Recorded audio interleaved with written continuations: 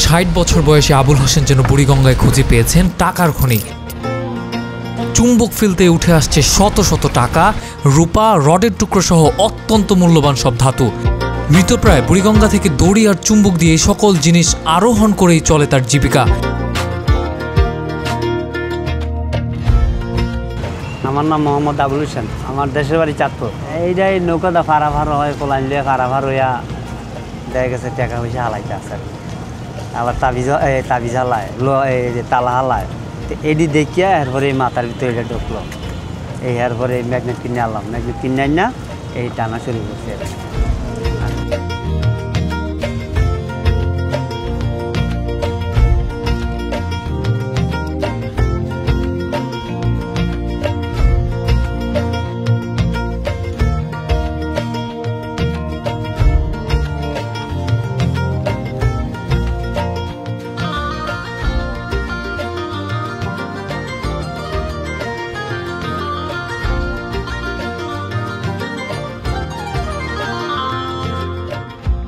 বয়ে বয়ে বলতে আপনার লোহা পাইছি, একটা ইয়া পাইছিলাম, প্লেট পাইছি 45 কেজি হয়েছে আর কি।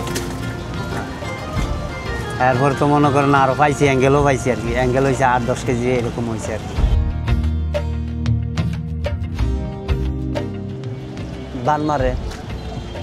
বান মারে মনে করেন ফালায় দেয়, এটা ফালায় দিয়া মানুষের যেই কাজের জন্য ফালায় এই কাজ উপকার হয়। এটি ফালায় ইয়া করে ওই যে ফকিরে আছে না, এই ফকিরে এই কাজটি করে আর কি। এরা ইয়া করে দেয়, যেই কাজের জন্য ইয়া করে এই কাজ মানে ফালায় আর কি।